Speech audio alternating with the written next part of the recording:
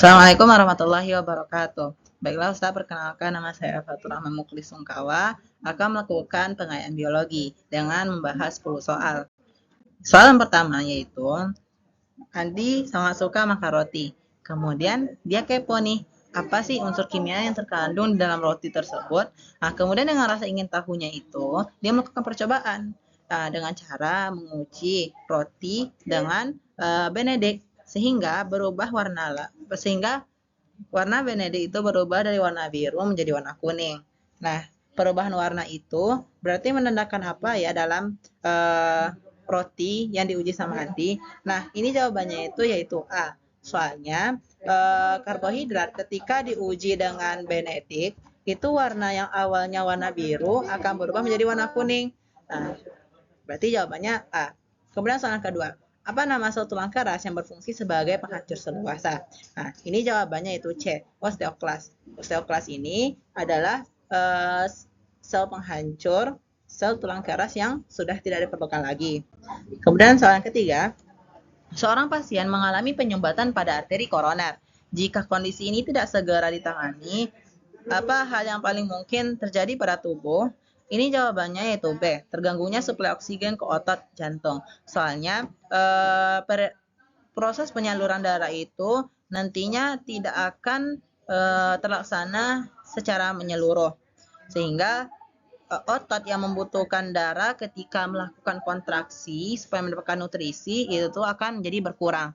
Kemudian soal yang keempat, itu seorang mengalami penyerapan nutrisi meskipun proses pencernaan, mekanik dan kimianya berjalan dengan normal. Bagian sistem pencernaan yang kemungkinan besar mengalami gangguan adalah ini jawabannya adalah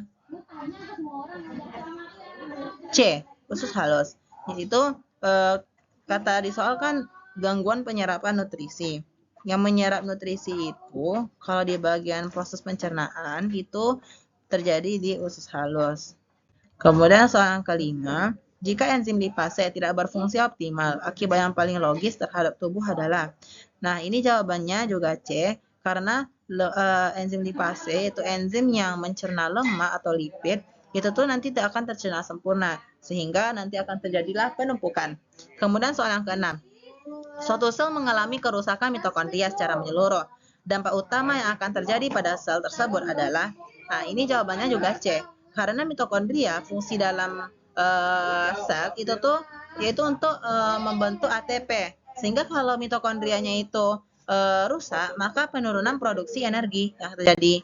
Kemudian soal yang ketujuh, jika nukleus dihilangkan dari satu sel, maka aktivitas sel yang paling cepat terganggu adalah, nah ini jawabannya yaitu A, transport zat melalui membran. Kemudian yang kedelapan, itu sel tumbuhan yang kehilangan kloroplas akan tetap hidup, tetapi menunjukkan penurunan fungsi tertentu. Fungsi yang paling terdampak adalah, ini jawabannya itu B, karena kloroplas itu tampak terjadinya proses fotosintesis pada tumbuhan.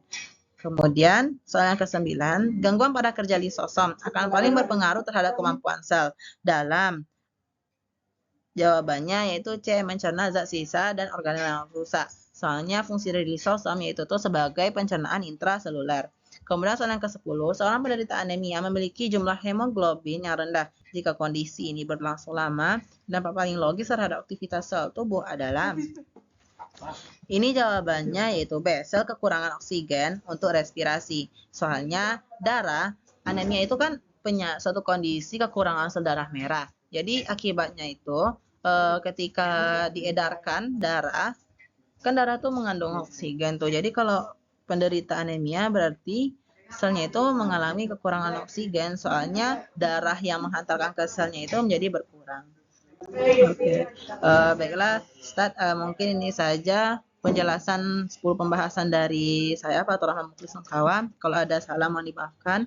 Wabillahi taufik wal hidayah. Wassalamualaikum warahmatullahi wabarakatuh.